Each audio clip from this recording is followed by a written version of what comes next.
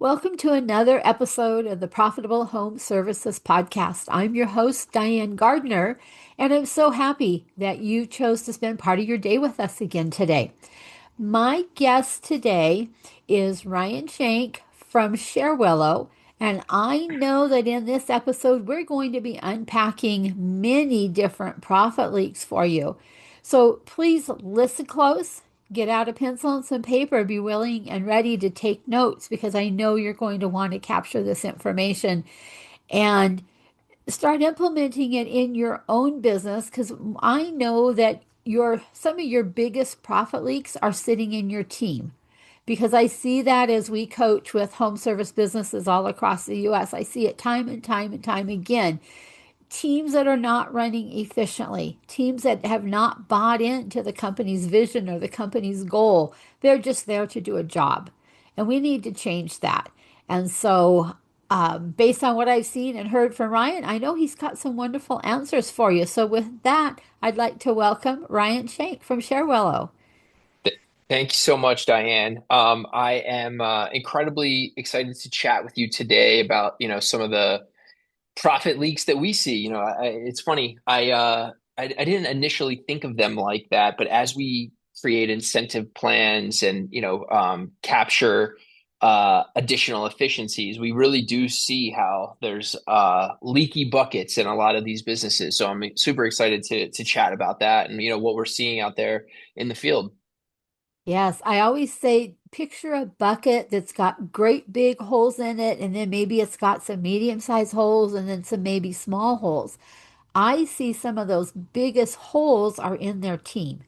It's in the way that they approach their team, in the way that their team works with their customers or their clients as they're out in the field, how they do their job, how well, how quickly, how efficiently, all that stuff comes into play. And I know it's an area that so many home service business owners struggle with, and they can't be out there to monitor and oversee every job. So, Ryan, tell us a little bit about what's the difference. I'm going clear back to basics on you. What's the difference between just paying your guys a salary or an hourly rate with a bonus incentive at some point in the year versus your incentive pay program? So, yeah, I mean, I think let me just kind of back up. I think it's pretty clear that if you just pay your technicians hourly, um, incentives are misaligned, right? We hear time and time again, if they're incentivized for hours, they're going to clock hours, right? And they're going to run into overtime and jobs are going to take a little bit longer. Um, and I think it's pretty clear that everyone agrees there needs to be some form of incentive pay, whether it's 100%, and that's like performance pay that you see companies like Tommy Mello's A1 Garage Door, or whether that's just, a 20% of the total comp. However the makeup is, I think it's pretty clear that there needs to be incentives that align the technicians with not only the company's goals, but also the customer's goals. Because look, the customers don't want the job to take longer or to be more expensive or all of these things, right? The customers want it diagnosed quickly if it's a break fix type job. And they want it done correct the first time. They don't want the guy to have to come back. So it's pretty clear you need to align incentives with the company and the technicians and the customer. And so I think, the first thing is how and why do you do that? And I think like, just to answer your question without going, down a rabbit hole really quickly is the incentives have to be tied to performance metrics that the technician does. I think when it's too detached, if it's just a random Christmas bonus, like that has nothing to do with their day to day. It's what we call found money. It doesn't impact, it doesn't incentivize, it doesn't motivate necessarily. If it's phantom equity or even stock, like these guys do not care day to day about that. Like, let's be honest, it's like they want the cash. I talked to a really big landscaping company today, and they do weekly pay, and the guys like almost want real time. Like, hey, if I finish this job now in less hours than it should have taken, how does that impact my pay, my effective hourly rate. So to answer your question, you need to structure it so that the incentives are tied to things that the technician can control today, right? And whether that is average ticket or it's just labor efficiency. If if the job should have taken 10 hours, could you do it in 8 hours? And without having a callback. Because if you do it within 8 hours, but you did a bad job and you have to go back to the job, that defeats the purpose. So it's really creating a structure that incentivizes on the right behavior that's fully aligned with the company. And I think that's a very important point because so often it seems like owners will throw a certain amount of money in a pot for a bonus, and then everybody on the team gets part of that bonus. But not everybody on the team really earned that bonus. And so then you end up with your top performers starting to feel resentful of the ones that they Yeah, might be carrying, and the owner may not know that they're carrying other members on the team. And correct. I And see yeah, that with the attitudes start to slip, and then pretty soon, over time, you lose your top performer, or your top performer's performance starts slipping because they're not feeling appreciated or cared for or anything in the company. exactly. And I think also, look, at the end of the day, I think A players are competitive. They want to see how they rank, even beyond the money. The money, definitely, obviously, right? But even just having a leaderboard, having a scoreboard, the competition, seeing what other their peers are doing, how they're performing, who's, doing jobs fastest. It's funny, I actually follow or there was some Twitter account or X account now, and it was like this is probably a bad thing to do, but it was like pilots, and the pilots would like try to beat the other pilots' time. Like, oh, I did New York to Atlanta in like this amount of time. I beat how fast it was. And I think they just like take pride in it. They're competitive amongst each other. They're not even incentivized for it. So I think there's a few things. It's like tracking it, showing it. Um, and your top performers really want that. It's going to weed out the bad people, or it's going to make that force them to step up. But you're right. It's like if it's just a pool, and it's funny, that's how we started Share Willow. We actually started like profit sharing, and we thought, we'll bucket a pool of money based on profits, and we'll allocate it based on, your role or level. And that's when we kind of realized that it's got to be, individual performance metrics that these guys can impact on a day-to-day basis, and not just, again, if you're doing a group project and like two people do all the work and you have like five slackers that kind of also get credit, you start to get resentful. It's like, why am I splitting my money with you when I basically did everything? So there's a lot of things that you need to consider, right, when designing these plans, and why or why not they will be received well. Yes, and that's one of the things I love about your dashboard is they can see their performance almost it looks like in real time from what I've seen with your Oh yeah. software. So we think of it like this, there's obviously the field service softwares, or which are effectively like the CRMs, right? For the Huh? trades. You have obviously Service Titan, but then you have Jobber, House Call Pro, Field Edge, Service Fusion, in landscaping you have Aspire, uh tons of these tons of these companies, right? We think of that as the data source, right? Those almost like if you think about it for other companies, kind of like a Salesforce or a HubSpot, right?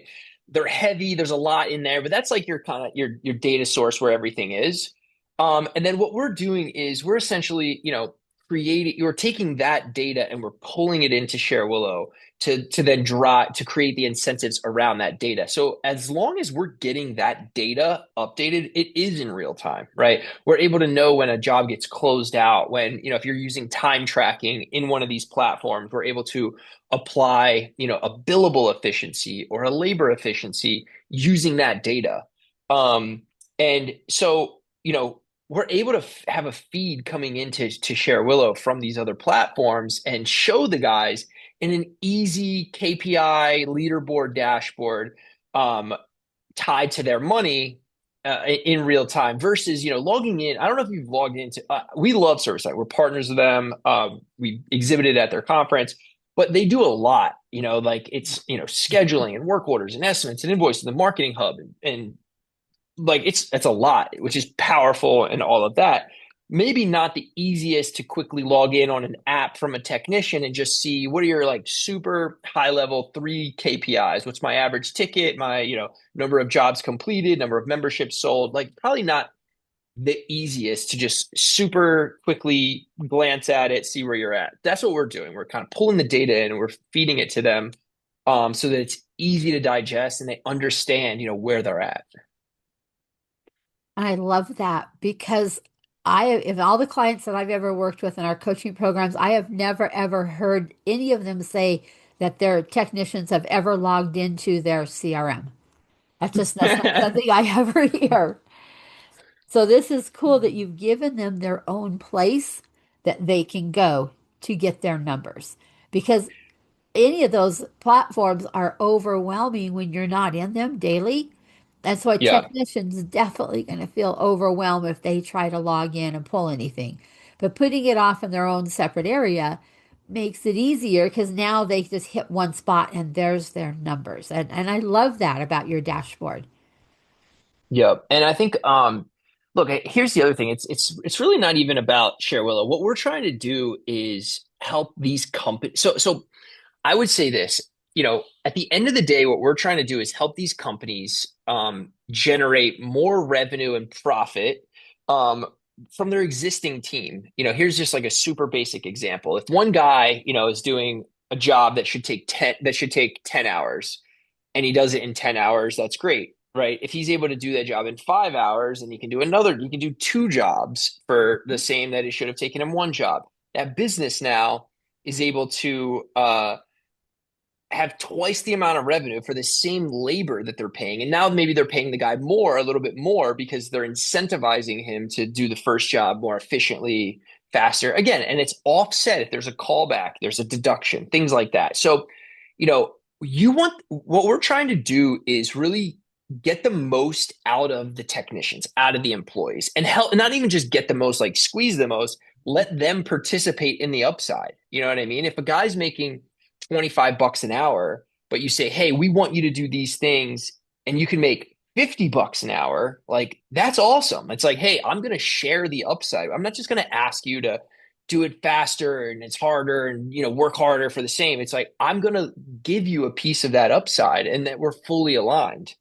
And I think that's at the end of the day what we're trying to do. And the reason we want to pull that data out of Service Titan, display it to the technicians, because it has to be easy to understand. I think, like, again, if you're trying to extract profit from the business, from things that you already have going on, and everything I'm talking about, by the way, doesn't require additional employees, additional marketing spend, anything. It's like, hey, how do we just get the team running, more efficiently? How do we get them presenting a good, better, best? A lot of times there's all these sales training programs, right? And they all train, the technicians what to say, good, better, best, blah, blah, blah.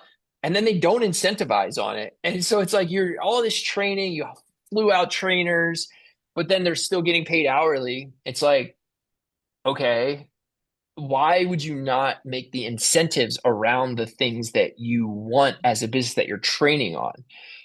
So it's like, again, if you present a good, better, best to the customer, it's proven that you can increase average ticket size. If you present the membership or, the maintenance plan, it's proven that you'll attach it at 20% Yep. to your visits, right? If you, you know, uh, incentivize them or even just tell them how many hours it should take and have a leaderboard and there's accountability and visibility, it's like they will start to do the jobs in less time, right? When you don't say how much it should take, you don't incentivize on it. I hear every single day, they're like, my guy's just like, the job will roll over to the next day. They won't complete. They could Yes. have completed Here. it. They could Yep. have completed it, but they just left and like, I'll come back tomorrow. And then they go back tomorrow. It's like you could have gotten it done. Then the next day go into a new job. And by not being able to go to a new job the next day and having to go back, that's like 4 or 5 hours by the time you go there in the morning, blah, blah, blah, get it. And then you travel to the next job. It's like that's another half a day.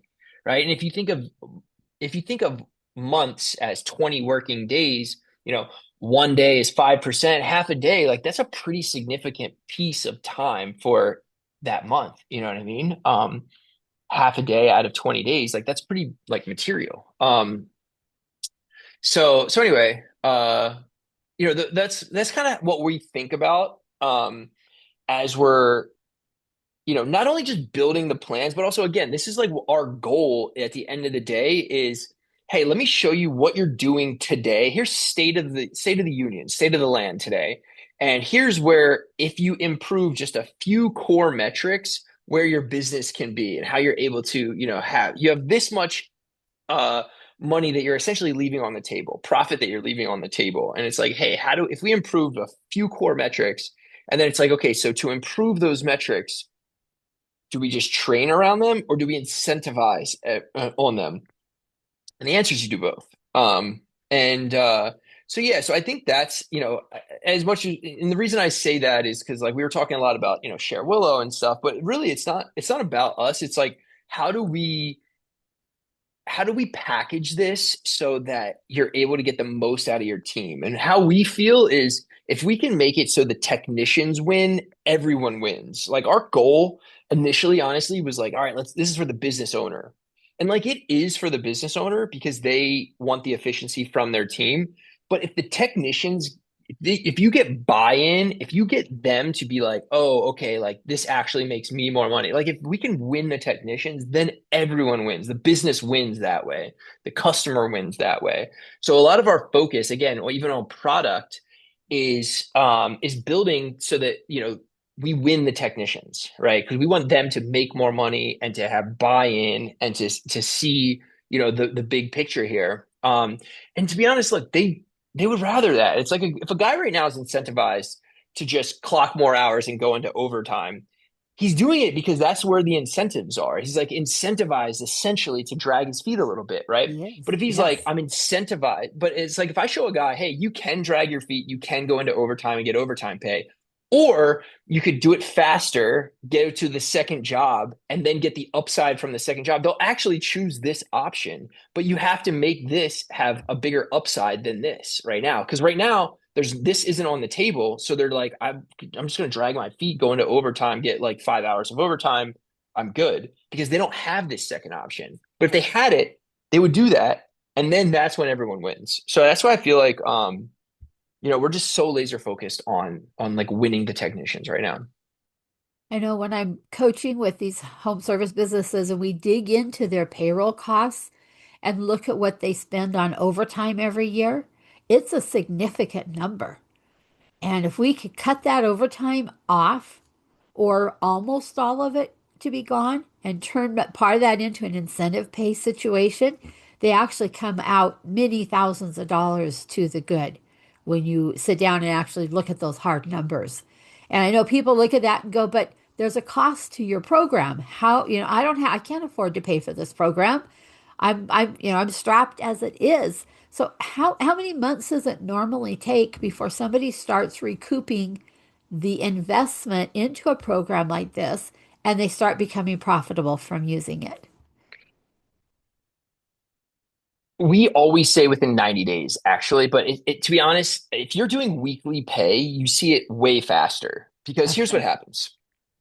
Um, we work with the company and we build out a plan, right? We're like, all right, we're going to build the plan. We're going to integrate all your stuff.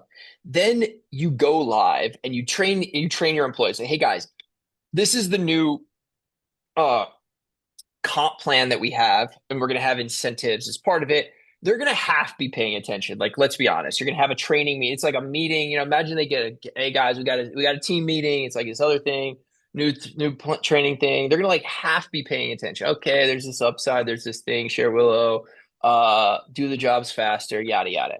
Then that first payout happens. They start looking at their own pay. Whoa, I got $400. You got $1,800? Like, whoa, let me see it. They talk. Like, let's They be do honest, talk, right? They yes. they talk. So it's like, yo, how'd you get 1,800? It's like because I did my jobs. I guess I did them half as it took me half as long as you. I got five-star reviews. I sold 3 memberships, and my average ticket was like twice as yours. They're like, oh, whoa, whoa, whoa, whoa, hold up. Now they start paying attention. So I really feel like you roll it out, you get half paying attention. Then you're in the first period, then you get the first payout. Now they're paying attention. Then that second payout period is when like you start to really see the behavior change. So again, if you're doing it weekly, it could really have you could really see the behavior change and then the upside on that within like again, if you're doing it weekly, within like 3 to 4 weeks. Otherwise, we would say, 90 days if you're doing it bi-weekly or monthly, just because again, like just human nature. I would love like everyone to pay attention and you get behavior change from day zero, day one. Like I'm not going to sit here and tell you that happens. But it does happen once you start to realize like everyone says like follow the money. You'll see, follow the incentives, even like whatever, even in other stuff. It's like when there's like incentives and little like like you can kind of see, where things happen because follow the money. So if that happens, it's like you get it fast. So anyway, the behavior change starts to happen. Call it 90 days. And Okay. and when that happens, again, you're doing jobs faster. Your average ticket size is going up. They're selling more memberships. They're doing less callbacks, which means more net new jobs. You could do 40 jobs, by the way, but if you have 10 callbacks of those 40, you're only doing 30 net new jobs. If you reduce that to 5 callbacks, you're not doing 5 additional net new jobs times $1,000 average ticket. It's $5,000 times 10 techs. It's $50,000 in that month. You know what I mean? Like it adds up quickly. So you know, we see within 90 days you can completely recoup everything, and I not only love recoup that. everything, but see a return. See a return. Right. I love that. That's pretty quick. Because I know when you sign on to one of the CRM type softwares, it's more than 90 days before you actually start seeing returns because it takes a while to get it all set up, get your people using it, understanding it. And so those are a much slower return on investment. So I love that this is a fairly quick return on investment for people. Yeah, and I would say, look, I think there's a lot of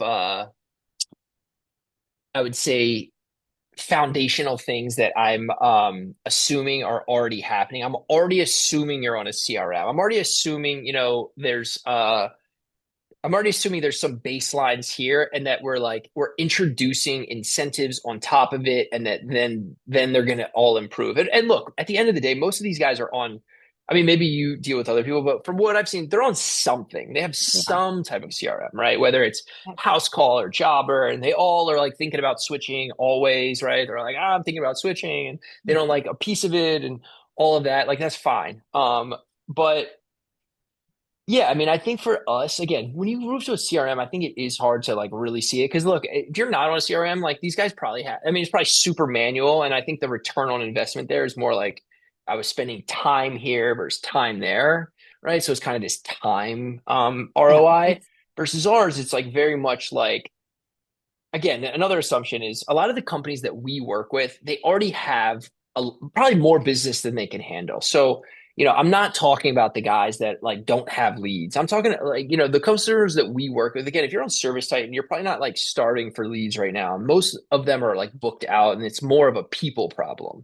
right. So there are a few assumptions I'm making that I just want to like be clear. I'm not trying to say like any company in the trades instantly sees it, but like in who we work with that want look, if you're thinking about incentives, you already have a business. Otherwise, you're not really caring about that. You're like, I need a business to survive. But yeah, I think within 90 days, honestly, some way faster. Okay. Does the business have to be at a certain annual revenue to make this work, or is it more important that they have a CRM? We say 5 technicians, not employees, Okay. but technicians. I Okay. think below 5 technicians, um,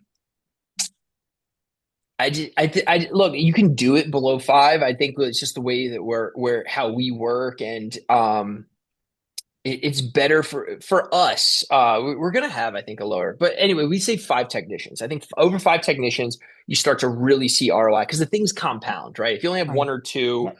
and you increase average ticket, 10%, it just might not compound like, if you have five and, versus the cost of software to manage it. Like you might be able to get away with managing it with one or two on your own, although I would argue you shouldn't. But five technicians is kind of like where we start to see value. Right. Okay. That's good to know because those are the kinds of questions that come up as our listeners are listening to this. Am For I big sure, yeah. enough? Do I qualify? Um, should I wait a while? Those kinds of things. I can just hear them going, those unspoken objections sitting up there already. So I thought we might as well just pull them right in here. Yeah, yeah. Yeah. So in the businesses that you've been working with, I'm sure you've seen some transformational stories. Do you have one you can share Hmm. with us? Yeah, I mean, I would say I don't want to take credit because they are an incredible company, but I'll give you an example. And if you subscribe, I think you subscribe to the newsletter, you might have heard us talk about, but a company called Black Hawk Heating and Air out of Appleton, Wisconsin, about a 25-year-old company, about 25 million in annual revenue. Um, I just personally actually pulled some data from them pre and post Share Willow. And just if you just look at two core metrics which improved. So they've been with us for about a year, but I looked at the first 6 months after working with us and then the 6 months prior. And I basically just looked at the number of jobs and I normalized it. So I said, okay, if the number of jobs was the same, because the number of jobs varied, but I said, okay, let me take the same number of jobs and then the average ticket. So they increased average ticket. And by the way, this is a 25-year-old company. It's not like these things fluctuate. It had been pretty like baseline, right? Because they've been around a while, family owned, they're not PE backed. CEO Jim Hawk, amazing guy. We actually visited him on site in Wisconsin, like incredible. But anyway, their average ticket size increased by like 15%, not even crazy. So I forget exact numbers, but say it was like 900, it increased to like 1100 or whatever, 1000. Not even crazy amount, right? But it's hard after when they have like 100 employees, 56 technicians. Um, so to like really increase the average across everyone, it's pretty hard to like move it up. Once you've been around and there's, training's already happened and all of that stuff, right? So they increased average ticket size and their callbacks reduced. Their callbacks were already super low. So I think like even other companies could have a way bigger ROI. But anyway, callbacks reduced and then average ticket went up about 15%. So again, since the callbacks reduced, even though they were doing the same number of jobs, they were doing more net new jobs. And then instead of call it 1,000 jobs over the period, 1,000 jobs times 900, and now it's or 1,000 jobs, but let's say it was 900 net new jobs. Now it's like 950 net new jobs because they decreased callbacks, and Mhm. then times 1,100 average ticket versus 900. Anyway, they were up over like $1.5 million over this period, over this 6 month period, which is $3 million annualized, right? And just again, same number of technicians, same number of gross number of jobs, but they're doing more net new jobs, right? So it's like same people, same number of jobs, but an extra 3 million per year, which is 1.5 in the first 6 months. Like that was just being left on the table, right? Like that's crazy. So I think Yeah. that is like an incredible, and again, their numbers were already pretty optimized. So like other companies that we see that we work with like 20 employees that have been around, 5, 6 years, it's like they're able to boost those numbers like way more. But I thought that was a pretty great use case, right? Uh-huh. Like they pay Share Willow, call it 12K, 15K a year. They're paying out, 30K a month in incentives. So that'd be like 350K in incentives. So think about it. You give your guys 300K to bring in 3 million, right? It's like you'll do that all day, All day long. Yes. all And day. and It's what a I great love investment. is, yes, that net number falls straight to your bottom line profits. That you didn't have to sell more jobs. You just needed to be more efficient and get rid of, Yep. cut back the callbacks, cut back the overtime, those kinds of things. And that money goes straight to your bottom line. So they didn't have to go out and sell a couple thousand more jobs. They just had to do a better job with the ones that they already had. And that's a message that I think makes me get excited when I'm working with these businesses is let's just let's optimize the team that you currently have and get that bottom line profit. What would you do with an extra $2.5 million sitting out there? Yeah. That all you had to do was go pluck it off the tree, basically. You didn't have to work harder. You just had to work smarter. And that's why I love your program, from what I had seen and the demo I had done and, some of those types of things is I was super impressed with how relatively easy it is to add extra Hmm. profit to your bottom line. And businesses tend to Yeah. get blinded by the day to day, trying to put out the fires, trying to figure out why it took this, John so long to get this job done when Bob could have done it in this many hours. It took John, 2.5 times longer, twice as long, or whatever. And they're running around going back and trying to figure out why there was a callback and run out and try to fix it themselves. And they get so caught up in that day to day put out the fires that they're not strategically thinking about how can we fix this and add this money back into our bottom line. And then it takes Exactly. a ton of stress off of that owner too, because now they're no longer following along behind those techs and making sure that jobs got done correctly. They're able to step into that CEO mode, a CEO role, and run their company. So it's like wins on so many different sides. It's amazing. Yeah. Exactly. And I think all of these companies, hopefully a lot of companies listening, you're right there. You have the motivation is within them. I think it's really about putting them into a system that allows them to thrive, to operate efficiently, right? And it's one simple tweak in incentives, right? In their compensation. It's literally going from hourly to hourly plus bonus or to performance pay and showing them you're going to make more. Everyone's going to make more here. The customers are happier. They get the jobs done faster with less callbacks. You make more money. You go from 25 to 40 an hour, and the company makes more money because we're doing more jobs.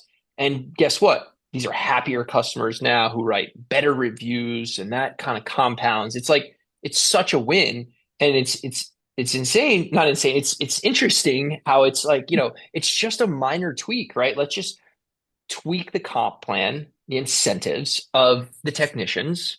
I mean, look, there's a lot of stuff that I think we're doing that's magic behind the scenes with mapping the data. Because look, I could talk about that for days, but we present it in a way that makes it super easy, and everyone understands it and digests it and is able to visibly see how it works. And I think, again, this is like, in my opinion, kind of what you said. This is a low hanging fruit. Like everyone wants this at the end of the day. Like you should want to do it as the business owner. You shouldn't want to pay them hourly. Like you should want to align their pay with the performance. The customers want it. This feels like it should be table stakes. So again, this is like one of those low hanging fruits to just pull the profit off the tree and get it into your business. Yeah. Yeah. I love that. Hmm. Do you have any, or can you share a success story with us from a technician's point of view? Yeah, Maybe I some actually interaction. interviewed Uh-huh. I interviewed a technician named Max. He's a 19-year-old kid at a company called Clogbusters. And they're in Boise, Idaho. And Max is making with incentives 186K annualized. You're kidding Um, me. He's how old now? He's He's 19? 19 years old. He's 19 years old. I interviewed him. He's on our, Instagram and YouTube. Uh-huh. And at again, a company called Clogbusters. I mean, he crushes it. This kid's like competitive. If you think about what's the greatest profile, right? He's like competitive. He looks like he was an athlete. It's like I'm sure he's just being a dog, in the best way possible, right? Like just outwork. He's a workhorse. And I don't know how. I know that we manage their incentive plans, right? So and they're actually pure performance pay. I actually just got a notification. They actually run their performance pay weekly. They just ran it actually right now. Um, And actually, let me just pull it. So like every week they're paying, I'm looking right now, $26,295. So they pay 26K a week in incentives to how many techs? To 19 people. So like, call it 25K a week to 19 people weekly. And yeah, I mean, so like his life is changing. Also, no, like that's a great salary anywhere, but that's a great salary in Boise, Idaho, or in Idaho. Oh, Uh, you bet. I'm in Idaho and nobody makes that kind of money around Yeah, here. yeah. And by the way, look, this is like an outlier. I'm not saying like everyone makes this. Probably the best people at a bunch of companies don't make this. I am not saying that. This is just one that stands out off the top of my head after talking to them. But like that's so cool. That And again, is. maybe that was like, yeah, maybe he was just locked in for a little bit, but just the fact that he had the ability to be in a role that gives him that upside is incredible. Because how many 19-year-olds are presented with that opportunity? Very few. Exactly, Yeah, exactly, and that's why I think that the trades in general are just like there's a massive upside right now. there is. So Yes. yeah, Wow. This is exciting. I love hearing your success stories and yeah, how we can change lives. And I know that's part of the main reason why I do what I do. I'm sure it's the main reason you do what you do, is we can change lives, not just the business owner's life, but we can change their employees' lives too. And I'm sure some of these owners are sharing some of that newfound profit with the rest of their team, not just their technicians, because the technicians can't do their job if your CRMs and your other people aren't there to support and help them along the way. So it, hmm it allows every employee in that company to get to take part in this win that this company is having. So it's pretty cool, information and pretty cool knowledge that pretty much any home service business can jump on into this type of a pay for their teams. absolutely, Yeah. yeah. Wow. This is exciting stuff. Well, we're starting to run out of time in our interview, so I want to start pulling this in and wrapping this up. But before we start wrapping up, I'd like to ask you my all-important question that we ask every podcast guest. And that question is, what is a hidden or unique profit leak that you see when you work with home service business owners? The first thing that comes to mind is billable efficiency. And billable efficiency is if I have 100 hours, how many of those hours are actually working hours versus travel, meetings, drive time, things like that. Most companies, and by the way, they're paying for 100 hours. Most companies, about 60% of those are actually passed to the customer as billable hours. If you can move that up and most of these hours, call it, if you can move it to 80%, your business will transform, absolutely transform by having an 80% billable efficiency, right? And look at it, try to track it. It's really important. That's why getting the CRM set up correctly and tracking and getting the data, because we'll build the incentives around it and we'll give you the insights. You got to have the data tracked correctly, but it's very important. And if you can get that number to 80% plus, you are going to be a very profitable home service company or service company in general. And that is the Right. one area. And I think, if you want to take an honest look, like really do a deep dive, I bet some people's like it's like 40%, Oh, 50%. I'm sure it is because I see There's it all the just time. Yeah. there's just a lot of hours that are not working hours that are not being passed to the customer as billable hours. So billable efficiency, I think in my opinion, trumps close rate, average ticket, a lot of these other ones. It's like, you know, yeah, Wow. Thank you for sharing that one with me. That one is a new leak that we've not had come on the program. So thank you. Yeah. it's a big leak. It's a big I leak. love those. And it's one of those big gusher type leaks. It's not a little small dribble. It's a big gusher type leak. So, yeah, thank you, Ryan.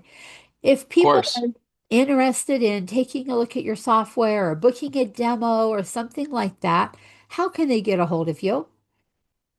Go to sharewillow.com and check it out, book a demo. We also are launching next week an overtime tool called Overtime IQ that helps business owners accurately calculate the correct overtime rate. In California and a lot of states, firstly, you have to include bonuses and incentive pay in the rate calculation. The Oh, other no. thing is some states like California, they have a daily overtime. So even if you haven't hit the 40 hours per week, but if you work over 8 hours in a day, you have to pay overtime on that ninth hour, right? So we built a tool that helps any home service company fully integrated with Service Titan Job or House Call Pro accurately calculate the correct overtime rates for technicians. And I think that's super important. And it's obviously tied in with Share Willow because we'll bring in your incentives as well. So check out overtimeiq.com and then Share Willow for the incentive piece. All right. Thank you so much, Ryan. I really appreciate you taking time. I know you're a very busy guy, and I appreciate you taking time to come share with our listeners today. Of course. Thank you so much for having me. You bet. And for our listeners that are still with us here as we uncovered this massive profit leak, I'd like to give you our um, just a free little gift from us. We have a report titled The 15 Most Common Profit Leaks in Your Business. And we'd love to give that to you and go down and look at that list and look on there and go, how many of these profit leaks are sitting in my business? And then book a call with me. I'd love to have a conversation with you and see if we can't uncover some of those profit leaks and get them plugged for you. Because that is the fastest way to growing your profitability is plugging these profit leaks. So thank you again, listeners, for spending time with us today. Thank you, Ryan, for joining us and sharing this amazing program and that you have in Share Willow. I'm sure people are already hopping on your site right now booking demo calls and things like that. So thank you. Thank you so much. Have a great one and have a happy new year. You too. And listeners, thank you again for sharing part of your day with us. We know you're busy and we know that it's important where you spend those extra hours where you're learning new information and growing your business. So, with that, we're going to wrap this one up and we will catch you on the next episode of the Profitable Home Services podcast. Thank you so much. Bye bye.